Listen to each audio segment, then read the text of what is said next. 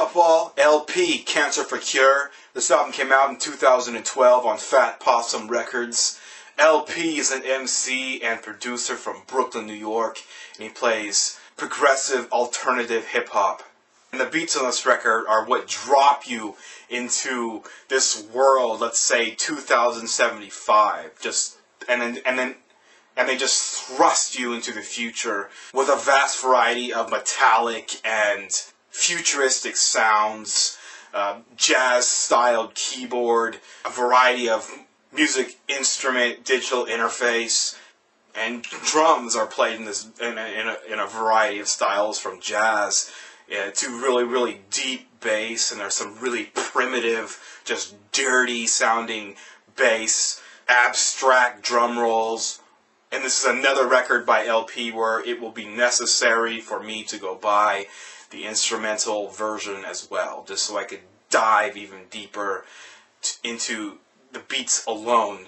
And the patterns on Cancer for Cure are so very dense, and each and every track is just chock full of various payoffs with the twists that LP has chosen for every single track. And one of my favorite tracks on this record is the track Stay Down. This is the same track, if any of you watched him on Letterman the other night, this is the same track that he played on Letterman with Nick Diamonds from Islands. And that performance was amazing. But that track on record is hardcore. It's hard as fuck. It is mean. And the only thing to lift you out of that dark, deep labyrinth of sound that is just accompanied by trombone is Nick Diamond's vocals. It really lifts you into this other realm and gives you a break before you drop back into the mangled madness of this track, Stay Down. And to me, this sounds like a straight up fight track. This is a track that, I listen to and I just think of, two dudes just fucking each other up. And I love that about this track. It just has that grit to it, and it just, it makes you that excited, you know what I'm saying? Seeing just someone fight, which is something that, so I'm told that, isn't a good sign, but we all enjoy a good fight. And this track, Stay Down, after listening to this album 30 or 40 times now since I've gotten it, like, for instance, I've woken up in the middle of the night because one of my kids woke up, and, you're still in this half asleep, half awake, presence, but you know you're awake, but you're really not fully awake. And the second I woke up, this track, the beat on Stay Down, started playing through my head. And to me, that's just an example of, an album that I'm really getting into. Because, you hear all this pop shit, and, I'm able to filter that shit out. I could call it offhand and play it in my head, but for my mind to automatically play a track, it has to be something I'm really into, and this, I don't know, I found that to be a very interesting thing, listening to this record so much and getting so involved with that track. It's an amazing, amazing track.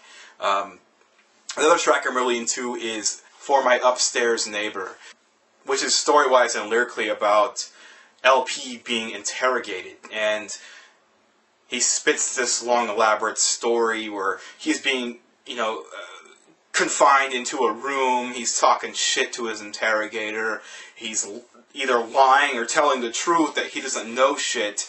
And as soon as he's about to be released, he's, talking shit to his interrogators and calling them Columbo and, making fun of them. And then the song's chorus breaks in, and it's, if you kill him, I won't tell. And it has this very, very dreamy, lush lift off within the song. Just awesome. I love, the whole story behind it and how that lyric comes in. And when, the transition, when that line comes in, I just get these visions of, like, back alleys of New York in the year 2075 and my imagination is running wild. Another track that does something similar vocally, where the chorus kicks in, is on the track The Jig Is Up, and has the chorus line, "I wouldn't want to be part of any club that would have me."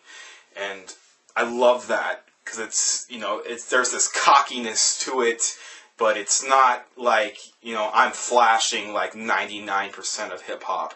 It's just like, I'm fucked up in the head, how could you possibly want me in your club? I know I'm fucked up, why don't you realize I'm fucked up? Type mentality. And I love that about this track. But this is just a really, really good hip-hop record. Rarely is there a hip-hop record that I listen to and I feel like I have to tell other people about it.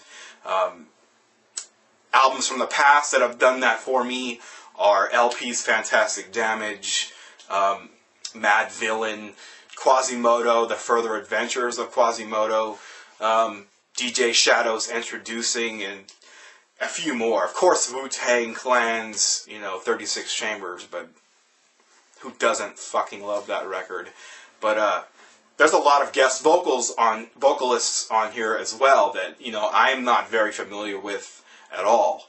On Oh Hail No, there's Danny Brown, and the only reason I know who Danny Brown is through Austin Farrell, who is a YouTube album reviewer as well. And wow, I'm just mad at myself I didn't check out Danny Brown back then when, you know, I watched his review of it, because I really, really like the way he flows. It's so sporadic and has a very Old Dirty Bastard type style to it, but it's like this high-pitched, squilly deal going on with his vocals, and I really like the way he spit on the track Oh Hail No.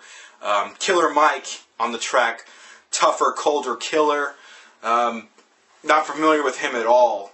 I've heard the name thrown around, but I've never, you know, took the time out to check him out. And another vocalist that I really like. He has a very, very heady but violent vocal style, and just really, really liking Killer Mike as well. And Nick Diamond from Islands. If any of you can, you know, recommend an Islands record to me that you think I would like from front to back, please recommend it to me. I know nothing about Islands, and I'd really appreciate that. But definitely peep this record out. It's LP Cancer for Cure. This is an amazing hip-hop record if you're into industrial music, if you're into very, very left-field hip-hop, if you're into jazz, if you're into a vocalist that spits so abstract that, you know, you have to open up Google to translate what the fuck he's talking about at times. This is definitely where it's at. It's LP, Cancer for Cure, and this album came out in 2012 on Fat Possum Records. Thank you for watching, thank you for subscribing, and I'll see you all next time.